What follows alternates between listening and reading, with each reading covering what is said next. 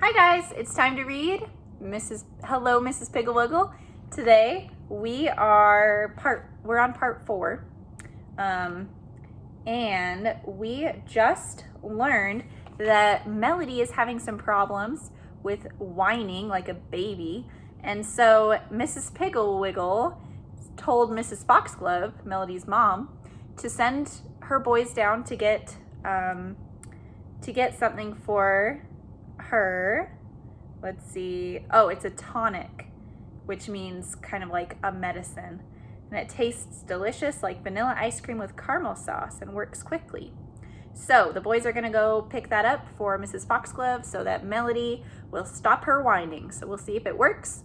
We know that the powder worked, turned Philip invisible. So what do you think? Do you think that this potion is going to work as well on Melody? We'll find out. Okay, Mrs. Piggle Wiggle said, "Tell the boys to hurry. It's getting dark and the streets are slippery."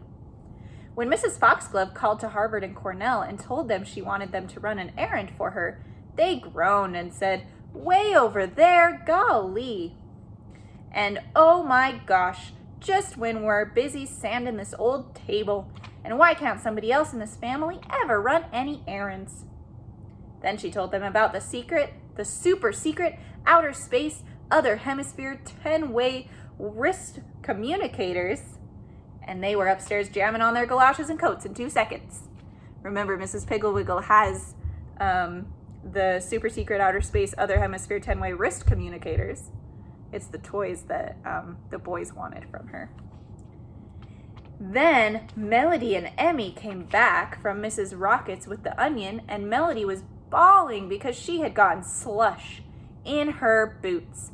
And Mrs. Rocket's dog had jumped on her, and it was too cold outside, and her eyes hurt.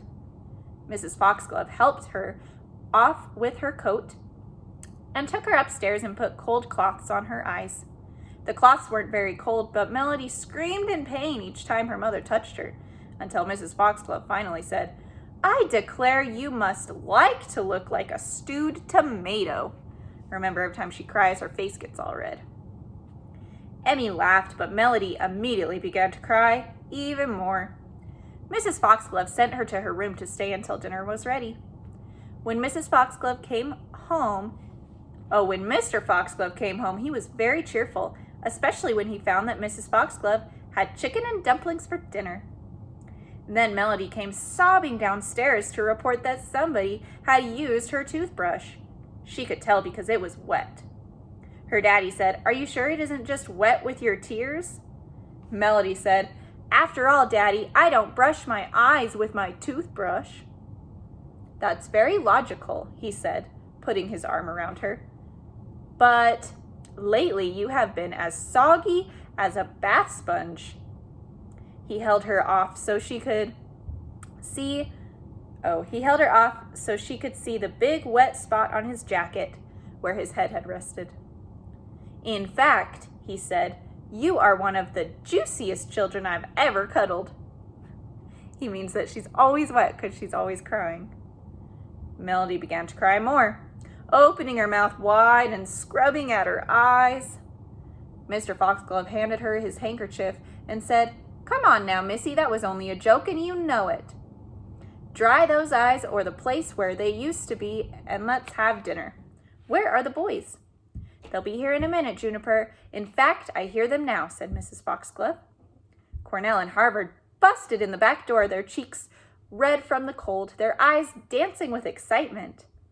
Thrusting their wrists at their mother, they said, "Mom, look what Mrs. Piggle Wiggle got us.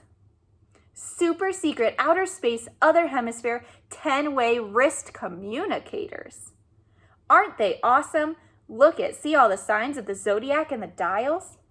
Mrs. Foxglove looked and said, "Now for heaven's sake, be careful how you use those things." "Oh, don't worry, Mom," Harvard said. "We got all the directions right here in this little book." "Didn't Mrs. Piggle Wiggle give you something else as well?" said Mrs. Foxglove. "Oh yeah, she gave us a little bottle," Cornell said as he rummaged through his pockets of his jacket, taking out nails, string, 4 peanuts, 2 rocks with gold in them, a note to his mother telling her about a PTA meeting which had happened 2 weeks ago, several nuts and bolts, 2 gray licorice drops, and finally, a small bottle wrapped in brown paper. After she had sent the boys up to wash, Mrs. Foxglove carefully unwrapped the bottle. It was labeled Crybaby Tonic. I think I'm going to start saying medicine instead of tonic because that's kind of a weird word. Crybaby medicine. 1 teaspoon as needed. Mrs. Foxglove pulled out the cork and smelled it. It smelled delicious. She called Melody, who was standing in the front hall dabbing at her streaming eyes with her father's handkerchief, to come out to the kitchen. She poured the medicine into a rather large teaspoon and very briskly told Melody, who was leaning over the stove, to open her mouth. Melody began to cry. "I don't want to take any bad-tasting medicine. I'm not sick." "This isn't bad tasting. It's delicious," said her mother, taking advantage of her open mouth to force the spoon in.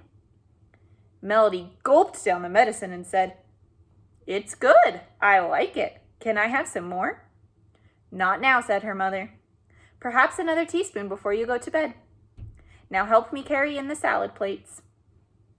The first thing that Mrs. Foxglove noticed about the effect of the crybaby medicine was that all the redness and the swelling disappeared from Melody's face. "She's probably already cured," thought her mother happily. The chicken and dumplings were delicious. Everybody was having a good time until Cornell, who sat next to Melody, sneaked a chicken bone down to Highboy. Remember, Highboy is the dog.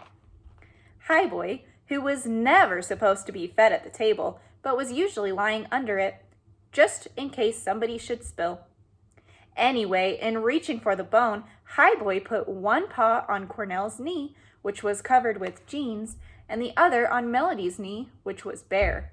Highboy didn't mean any harm, but dogs do have toenails, and he may have scratched her a little bit, but certainly not enough to let out the loud "ow-wee" that she wailed. Then the strangest thing happened. You see her right there crying? Then the strangest thing happened. Out of her eyes gushed 2 regular faucets of tears. They filled her dinner plate with water, soaked her table mat, soaked her napkin, made a little lake inside of her lap, poured down her legs, and they filled her shoes.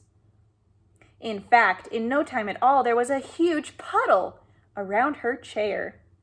"My gosh, Mom, look at old Melody," said Cornell, his eyes as big as dollars. I'm going to show you one more time. You see the big puddle at her feet from all of her tears? "Mom, Dad, quick, stop her," said Harvard as Melody's gushing tears ran across the table and into his lap. "Melody, you big dummy," said Emmy. "You've cried all over Bruno's clean romper." Bruno is the teddy bear. Mrs. Foxglove said, "Juniper, do something quick. The water's clear over here under my chair." Mr. Foxglove yelled at Melody, who was now soaking wet from head to toe. "Stop crying, close your mouth, and smile."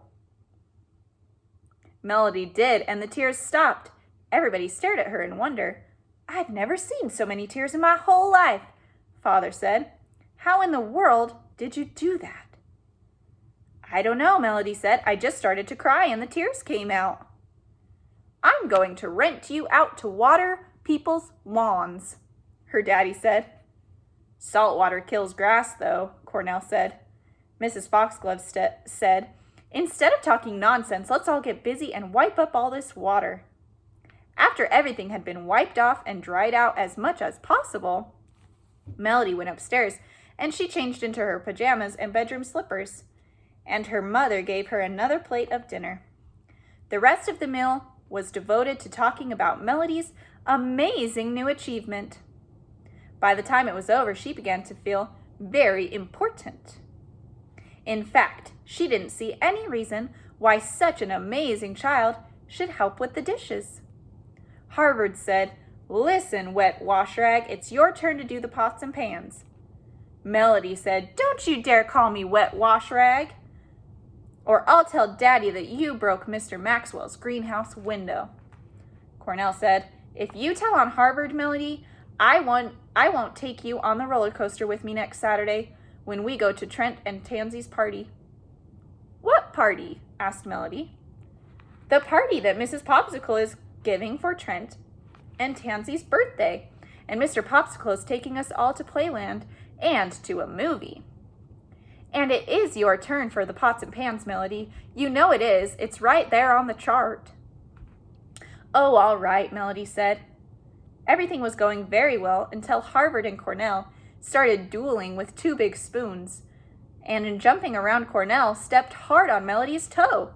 She opened her mouth like a yawning hippopotamus and began to cry. Instantly, 2 faucets of tears gushed out of her eyes and soaked her pajamas, her bedroom slippers, Emmy's dish towel, and Solomon, who was rubbing against her legs. Solomon's the cat. Help, Daddy! Make her stop! Yelled the boys. Smile! Shouted Emmy. Ooh, woo! She wailed, and the tears poured out faster, and pretty soon the kitchen floor was covered with water. Then Mr. Foxglove came striding out and pushed Melody over to the sink and held her there so her tears would go down the drain. He told Melody to stay there by the sink until she decided to stop crying. But I'm all wet, she said. I'll catch pneumonia and I'll die. That's your problem, said her father. You can either stop crying, smile, stop the tears, and change into dry things, or you can spend the rest of the night standing there at the sink. Mr. and Mrs. Foxglove were playing Scrabble. Emmy was asleep, and Harvard and Cornell were supposed to be doing their homework when Melody finally stopped crying and sloshed upstairs to change into dry pajamas and slippers. When she finally came down to say goodnight, her mother took hold of her chin, looked at her anxiously, and said, Do you feel all right? Melody smiled and said, I feel kind of cold, but not sick. Her mother kissed her and told her to go into the guest room and get Grandmother Dawson's down quilt. Mr. Foxglove kissed her and said, For heaven's sakes, don't cry in your sleep, you will drown. Melody slept well, and the next morning she awakened. She was very happy, especially when she remembered that the next day was the birthday party, and the next day after that was Sunday, and Pergola was going to give her a yellow kitten. Also, the sun was shining, and that medicine her mother gave her for breakfast was so delicious. Okay, I think we're going to stop there and read the rest of this chapter tomorrow and find out what in the world happens with Melody, because as far as I'm concerned, it seems like the medicine is not really working. Doesn't it seem like it's kind of making everything worse? I don't know. Go answer the questions on your assignment, and we'll be back tomorrow to find out what happens. Bye!